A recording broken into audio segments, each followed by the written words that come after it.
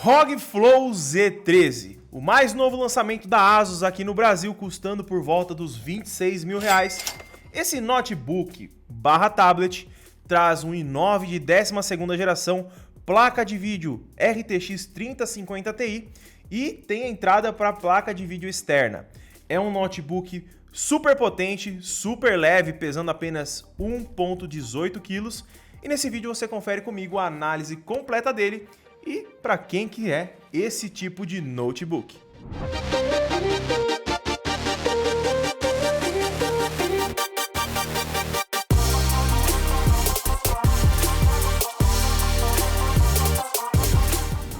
Mas antes da gente começar e eu falar um pouquinho sobre ele, não esquece de deixar seu like, se inscrever no canal e também ativar o sininho de notificação para não perder nenhum vídeo novo.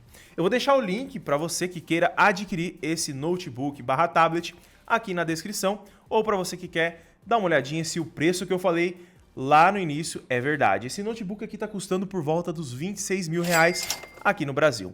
É um notebook totalmente diferente dos normais que a gente vê por aqui, e eu vou te mostrar nesse vídeo o porquê e falar para você o que eu curti e o que eu acho que pode ser melhorado nas próximas versões, tá?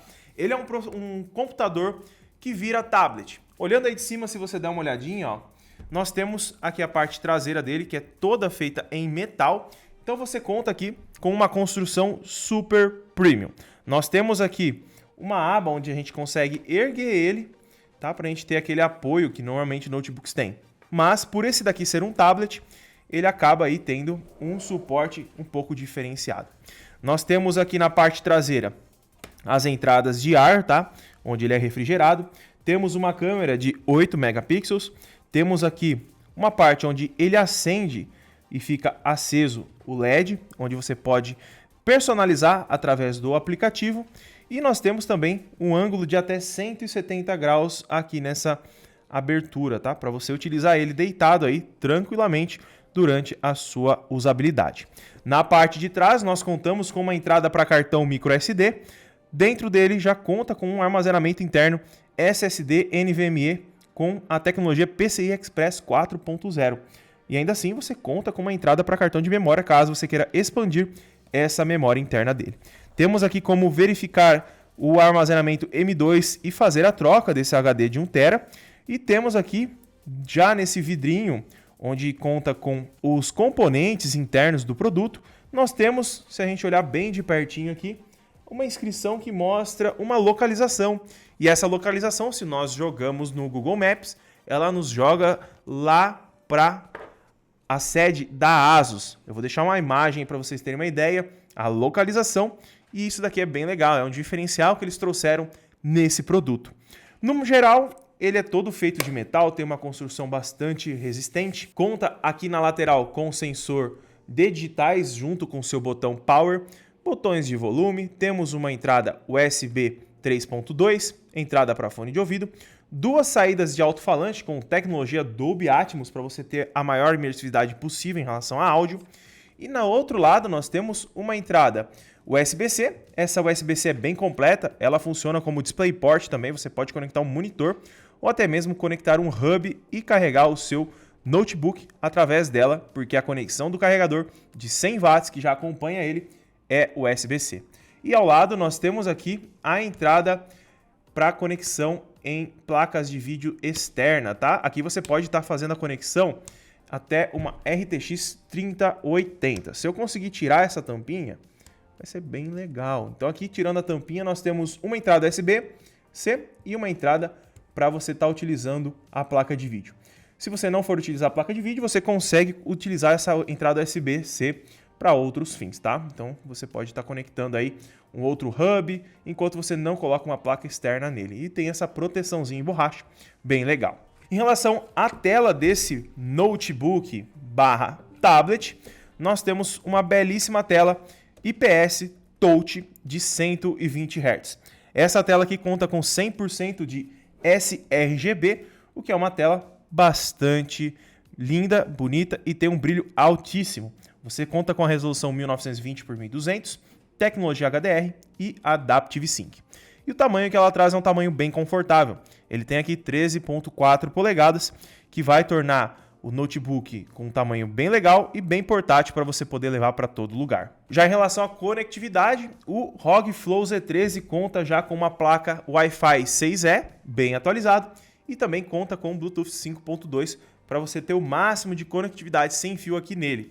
Ele não conta com uma entrada RJ45, o que pode tornar, para quem vai fazer uma estação de trabalho, um empecilho. Mas você pode conectar um adaptador RJ45 através das entradas USB, USB-C, que o dispositivo ele pode te proporcionar aqui, tá bom? Já falando do teclado, nós temos um teclado aqui retroiluminado, RGB, controlado por aplicativo, o aplicativo Armoury Crate, onde você consegue alternar a cor, alternar a iluminação traseira do dispositivo e você consegue utilizar até mesmo ele sem o teclado, tá? Ele é um teclado removível, onde torna ele aqui um tablet praticamente novo, onde você não precisa estar utilizando ele apenas no teclado. E esse teclado, ele tem ali um ímã bastante forte, tá? Na hora que a gente vai conectar o teclado, ó, ele gruda automaticamente só de chegar perto. Então, é um teclado que não vai sair facilmente dele, tá? Tem alguns ângulos de inclinação que esse teclado pode te proporcionar. Então, você pode deixar ele reto ou você pode deixar ele com uma leve inclinação aí de 12 a 15 graus que ele pode ter aí para você. Em relação ao touchpad que ele traz, é um touchpad bastante preciso. Ele tem as funcionalidades que o Windows 11 já pode te proporcionar. Então você vai ter um touchpad bem responsível para você estar utilizando no dia a dia. Já em relação à webcam, ele traz uma webcam de 720p, uma webcam com uma qualidade decente, não vai ser necessária uma webcam externa para você fazer videochamadas e conversar através de aplicativos que utilizem essa webcam. Já em relação à bateria, já que ele é um tablet / notebook, nós temos uma bateria de 56 Wh de 4 células. É uma bateria que dá conta do recado para uso rotineiro, tá? Durante os games eu vou falar um pouquinho mais, só que na bateria não é recomendado você jogar com ele, tá? Ela vai drenar bem rápido e vai ser necessário você colocar ele no carregador bem facilmente depois de meia hora a 40 minutos jogando, pelo menos nos meus testes no CSGO e PUBG, tá bom? No geral, é um notebook bastante diferenciado, só que ele tem algumas limitações que eu vou falar lá no fim do vídeo, que é a minha opinião pessoal. Para você que vai gastar 26 mil reais nesse produto, você precisa saber dessas limitações, que eu acho que é legal você saber. Nas configurações gerais desse notebook, ele conta com um i9 de 12ª geração, ele conta com 14 núcleos e 20 threads. É um processador bem potente da série H, então você vai contar aqui com um processador que tem o mesmo desempenho dos computadores desktops. Conta com 16 GB de memória RAM DDR5, LPDDR5, com 5.200 MHz. É uma memória bem rápida, que vai iniciar o sistema rápido, vai funcionar super rápido, tudo que você for fazer nesse notebook. Em relação à placa gráfica, nós temos uma RTX 3050 Ti, como eu havia mencionado anteriormente, e temos também a placa gráfica da Intel, a Iris Xe, para você estar utilizando fora dos jogos, em coisas mais básicas, o sistema faz a alternância sozinho, dentro aí da utilização que você for fazer nos aplicativos que não necessitam de muito processamento gráfico. E agora, falando um pouquinho mais sobre a minha experiência de uso, eu vou falar um pouco sobre a minha utilização em renderização, edição de fotos e vídeos. Vou falar na jogabilidade o que eu achei desse produto, tá? Eu anotei aqui algumas informações que vai estar passando aí para vocês. Dentro de utilização de Photoshop, Premiere, Media Encoder na hora de renderização, funciona tudo muito fluido. Você não vai ter problema nenhum com isso.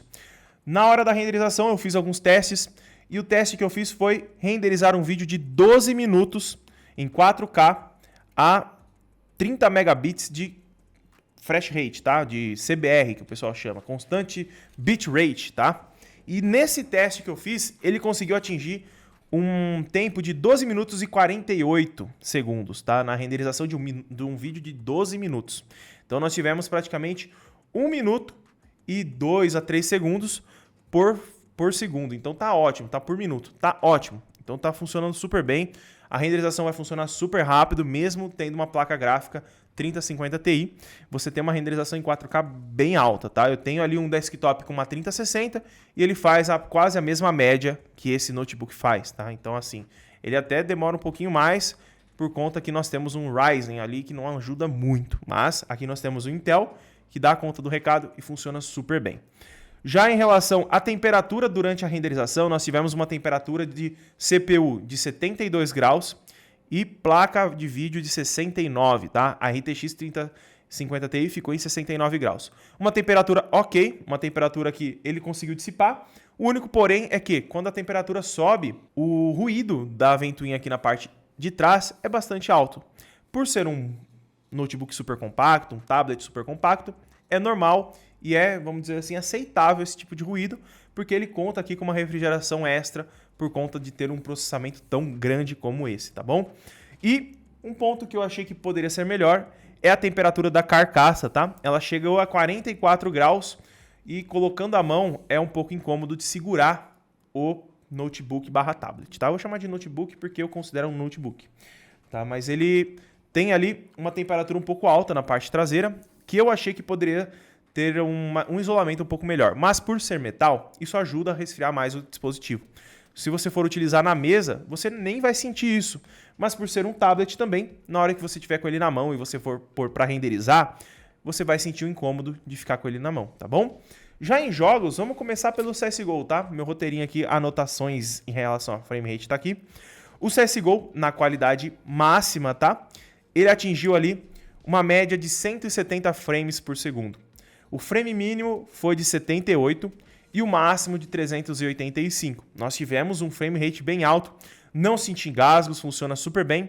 E habilitando no aplicativo Armoury Crate a disposição de imagem do monitor para jogos, eu senti que a resposta também ficou maior, tá?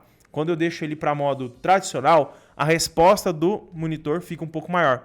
Quando eu jogo para games, FPS, por exemplo, a taxa de resposta do monitor diminuiu. Isso foi bem legal e algo que traz uma usabilidade e um gerenciamento de bateria melhor, porque ele não vai estar gastando bateria à toa enquanto eu não estiver dentro de um game. O uso de CPU dentro do game ficou em 20% na qualidade máxima e de GPU ficou na faixa dos 95%. A temperatura da CPU ficou em 75% e a temperatura da GPU em 70 graus. Uma temperatura legal, não ficou acima de 80, que eu acho um pouco mais perigoso, mas nós temos ali uma temperatura ok, tá? Não diria nem frio e nem muito quente, tá dentro dos padrões. Já na qualidade mínima, nós tivemos um frame rate médio de 200 frames por segundo, um frame rate mínimo de 114 e um frame rate máximo de 385, que é o máximo que o CSGO libera ali para a gente estar utilizando. Então, o mínimo aumentou e a média também aumentou em torno de 30 frames, o que é bem interessante, tá?